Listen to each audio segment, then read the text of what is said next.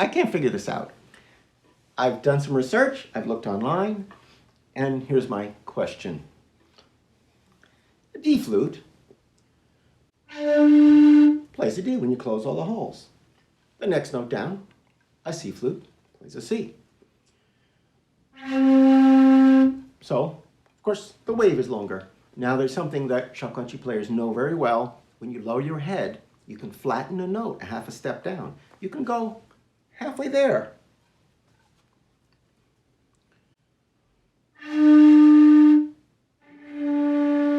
And that's the common merry.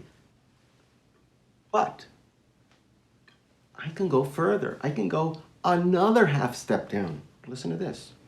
You can get it, but it's very soft.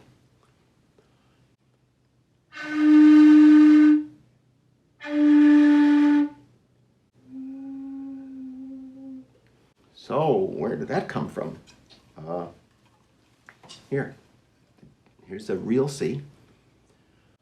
And here is a C wave coming out of a flute, which should be longer.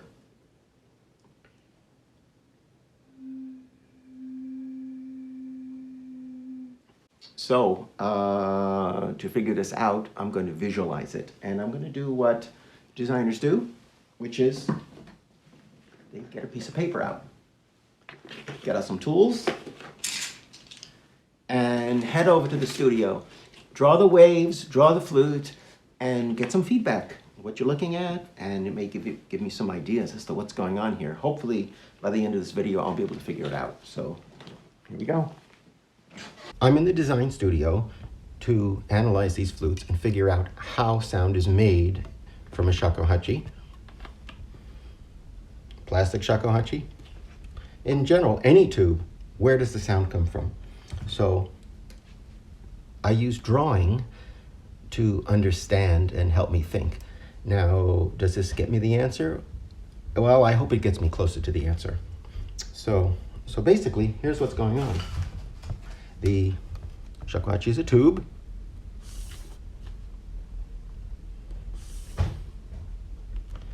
And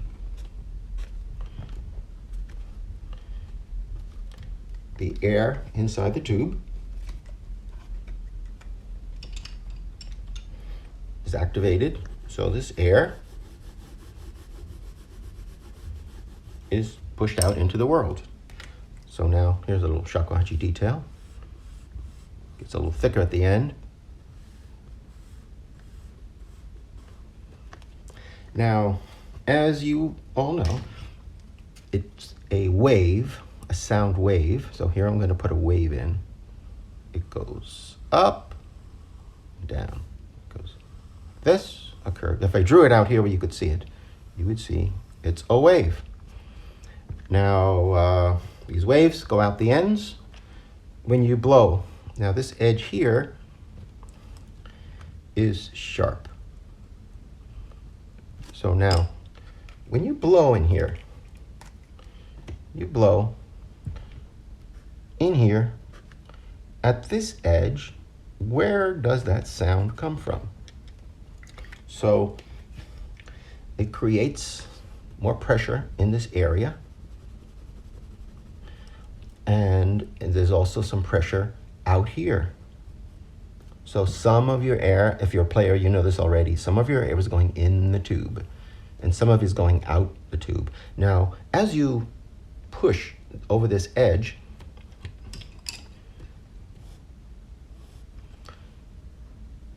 the fluid or the air comes through and is split. Sometimes it wants to go this way, but sometimes it wants to go this way, and it fluctuates between the two. And that fluctuation starts a vibration. Now, getting back to our sine wave here, or our sound wave, this is a sine wave, it's one wave. It's the length of the flute. Just for argument's sake, this is the length of the flute. This flute is a D. That's the normal size. So, if I had a longer flute, like a C flute, here to here, the wave is longer, and so it's the next note lower. So we all know this, but I'm investigating where the sound comes from, because there's some things about this that I don't quite understand. So now, this wave here, what is it really? It's really a wave that fluctuates like that. And so it's bouncing back and forth. It's bouncing the most at the ends here. And so I'm going to color this darker to simulate that there was more air pressure at the ends. Now there's something wonderful about the shakuhachi, wonderful to me. That's that the bamboo is thicker at the bottom. Well, that's no surprise. The clarinet, the oboes, they have more projection. Why do you get more projection if it's heavier at the end? In fact, the shakuhachi has a nice advantage of being heavier at these ends too. So, and of course, wherever there's a node, the material is not only heavier, it's denser. In other words, there's more fibers. So there's sound waves going through this thing, putting pressure here. This is able to build up more pressure because the support of the density of the wood, and you can get a louder note. So what does that mean? When this air is coming through, some in and some out, fluctuating this wave is projected into the world in a more powerful way. Let me just take another look up close. I'm going to draw this flute real small. Here's the shakuhachi. And the shakuhachi, this one's a D. So that means that this length of the wave is a D. And the air is coming out both ends. Because you probably know, if you block your lips, you won't get a sound at all. You must have half the air going out and half the air going in. So here's the wave, hard to see, and here it's coming out. It's a continuous wave happening in time, and it's flowing in this out direction. So whether it's loud, which would be wider, or softer, which is thinning out, this gives you the sound. And now, since those are air pressure buildups at the ends, what's happening is this is being projected in waves. Well, we say these waves, and remember this is really going like this, alternating waves, and it has denser areas every here and here. So as this goes out into the world, it has a density kind of like that. And so here is what's happening, and on the other side too. Now, if you put a microphone here at the end of the flute, right about here, you'll hear there's some sound coming out. But if you put a microphone at the other end, you will also hear that there's sound coming out. So here's another detail that I think is going to be important. And we're going to go into some pretty tight details. See, this flute is a D, and so is this, and so is this.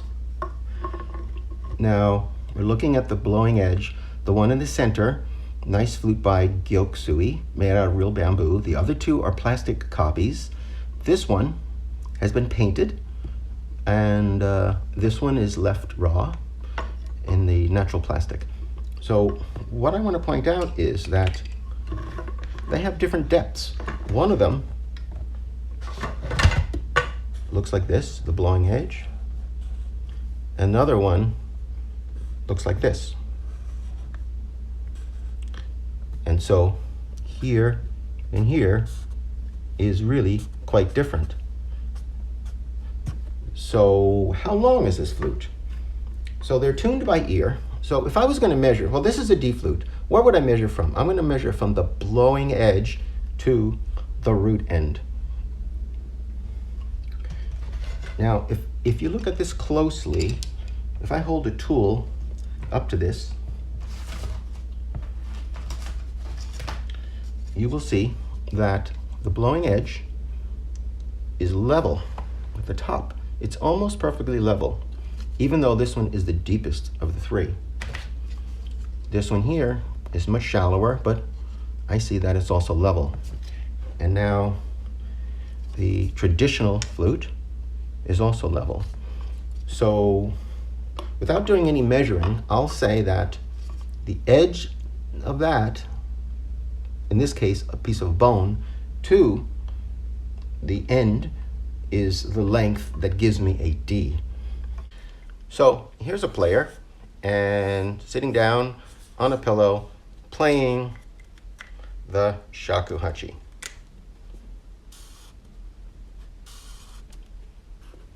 And as players know, that when you move your chin down this direction, the air doesn't go through at the same angle. And so what you'll see is the flute will rock, because when your chin goes in, the flute comes out like this.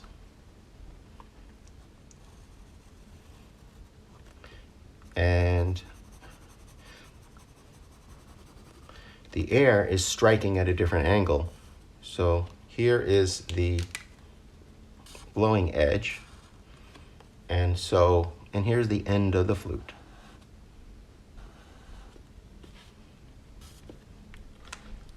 So this is our shakuhachi up close, and the air is rushing in like this and like this, or it's rushing in like this and like this. Now, I don't mean to get confusing here, but I'll tell you that what's happening when you do this is that the pitch is changing.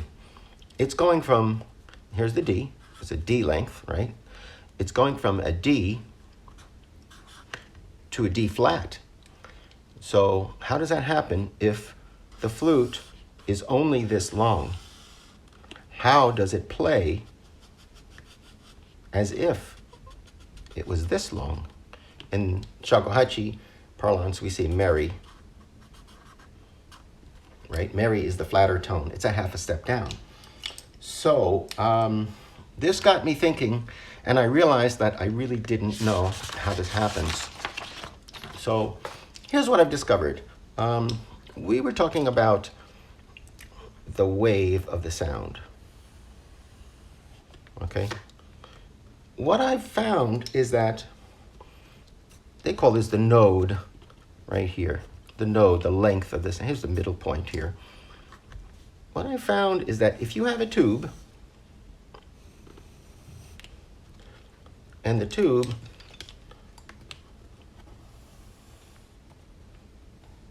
is this long,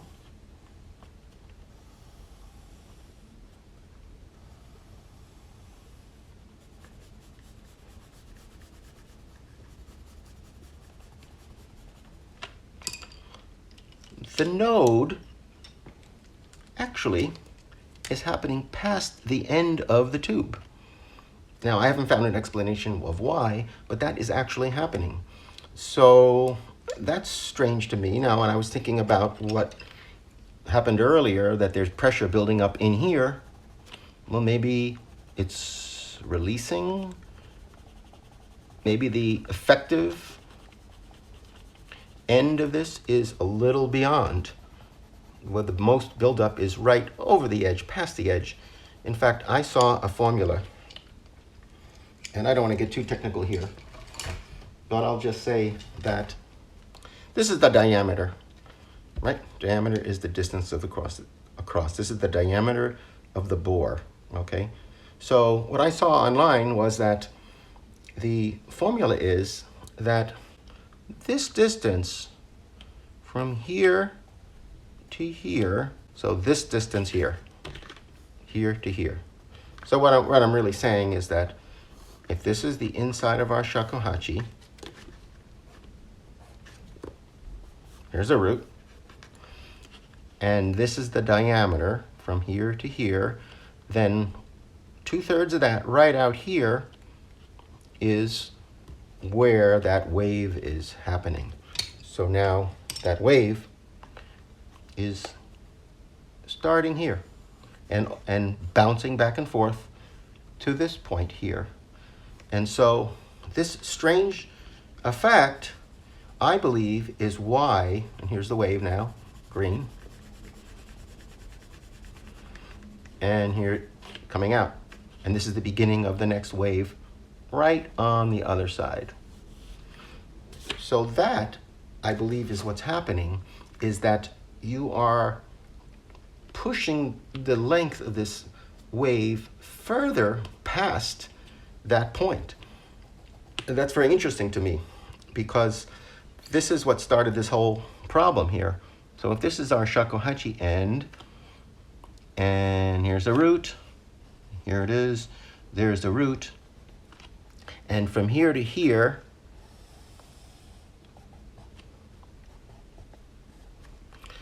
is a C.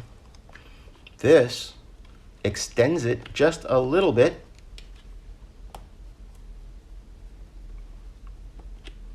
more than that. So if it was a D, you can get an increase. If you got a C, you can get an increase. So here's what's the issue. I'm trying to find out why a D flute can play so low it can mimic the sound of a C flute. And if the C flute wave is like this, it is possible to create that wave with the D flute. So the D wave here can be stretched. It can be stretched into a C. Now, the C flute, which is the same, well, same length here and here, it's the same length. The C wave can also be stretched. So what you have the ability to do is project your wave past the length of your shakuhachi, which is quite an amazing thing to do, because a player can decide exactly how far they want to stretch it. So I believe this is why a shakuhachi can play one note longer than it actually is. I know it seems impossible, but if you don't think that I'm even close, let me know in the comment section, because this is really interesting stuff. Why you can play a merry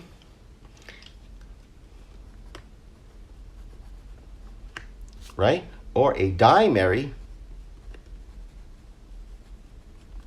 right? A merry is a half a step down, and a die merry is a full step down to the next note. And so this is one of the mysteries of the shakuhachi, and I hope you experiment with this and try to reach that C on your D flute. See if you can do it. I'm going to think about fluid dynamics and overtones in the shakuhachi. So here's the water rushing by. It's a fluid. And here's the air rushing by. Same thing. Air, water, it's fluid. Now here's your finger that you poke into the river as it flows by. The river flows like this, and it interferes and rocks over a bit. Now here it comes on the other side, and now this is going that way. See what's happening? It's pushing the alternate wave across, and what you're getting is a wave form.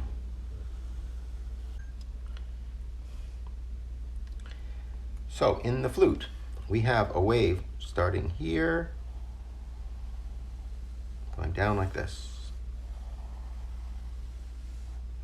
and it's alternating. And the most movement is right here, or let's say a little beyond. And here's that wave. The most movement is right here at the ends. So now this is not an interesting color, although the shakuhachi sounds nice. And one reason why the shakuhachi sounds so nice is that it's thicker at the ends. And this is right where that wave needs support, the maximum pressure, right at these ends here. And so there's more support here. Now let's say you blow twice as loud, twice as much force. So instead of that wave curling up and down again, the wave is going up, down, up, down. So the maximum pressure is here and here and here.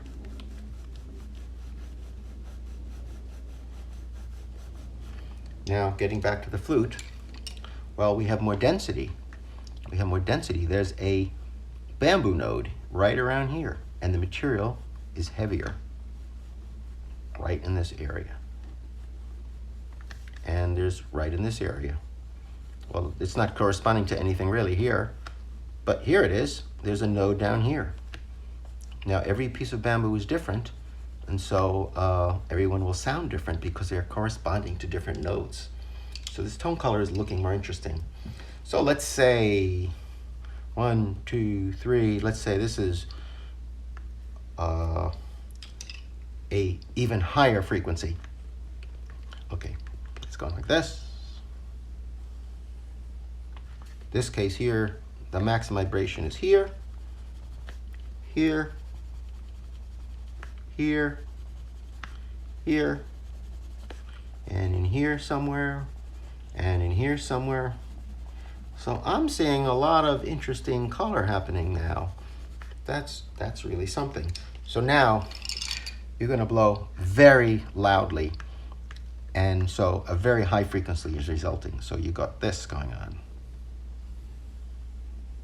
And in this case, I think you'll be benefited by some very strong bamboo in this area here at the ends. And some of these are working out very well. Here's another area, or here they are.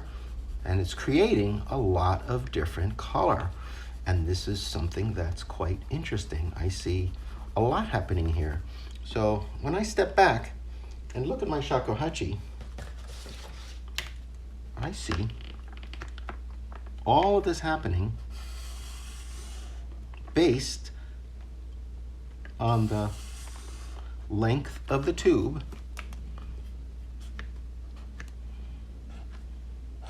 and the position of these nodes.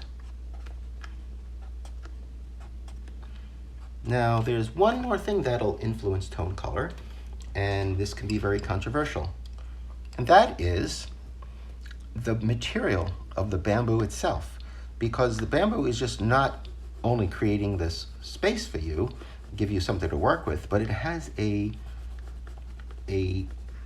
density of its own that vibrates when you strike it. So the pulsing of this tone color is pressing out against the flute, and it's actually vibrating it more in the thinner sections. That would be here and here, here and here, here, here, and maybe less down there. So many people say that the quality of the bamboo influences the tone. But I would say, my opinion is that yes, it does, but much more interesting is the position of the nodes, and it's up to the maker of the shakuhachi to pick out a flute that's got these nodes in just the right places. Now, you often don't find out if this is a good quality bamboo until you go ahead and build the whole flute, and then you find out if this is going to produce a nice sound. And what you get in the end is all of this beautiful, lush complexity coming out into the world and making the shakuhachi what it is. So have fun with this. I certainly do.